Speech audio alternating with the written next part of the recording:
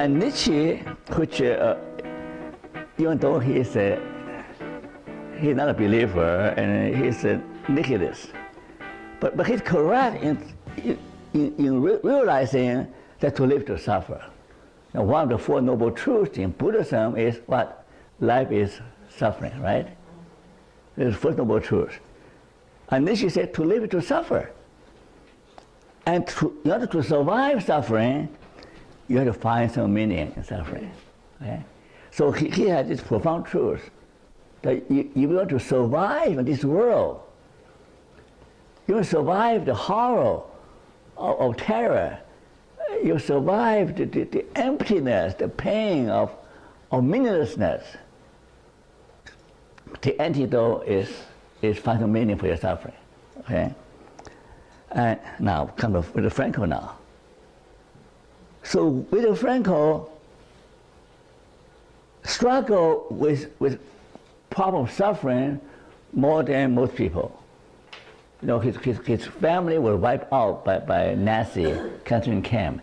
He himself suffered intensely in 4 different camps, and he survived.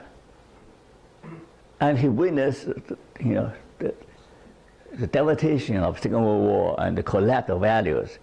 So he wrote a story about his life, A Man's Search for Meaning. How many people have read this book?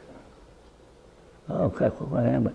So if you have a chance, try to get a whole copy. It doesn't cost that much. It's about $8 when you paperback.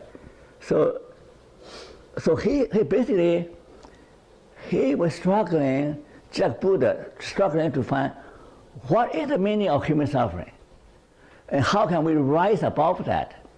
That's the basic question. Buddha struggled with that, and Frankl struggled with that, and Nietzsche struggled with that, Solomon struggled with that. And how can we find meaning that enable us to transcend human suffering and death?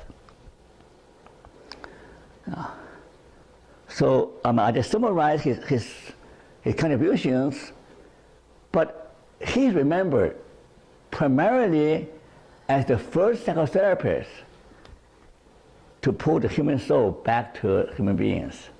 Okay? Freud talked about animal instincts. Okay? And Adler talked about the will to power, about ranking, who's on top, who is the alpha male, who you control. But Frankl said, no.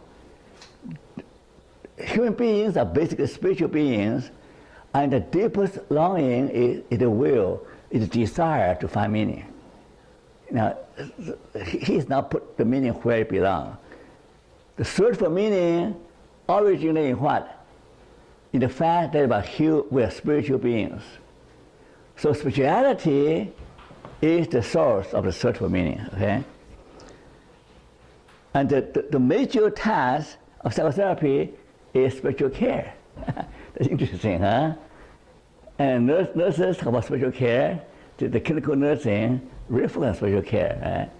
And all the doctors and social workers working in hospice talk about spiritual care.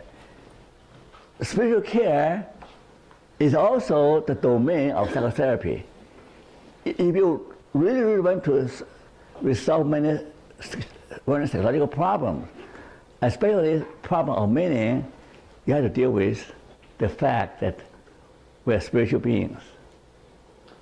That you have to know how to provide spiritual care in order to find some relief for human suffering.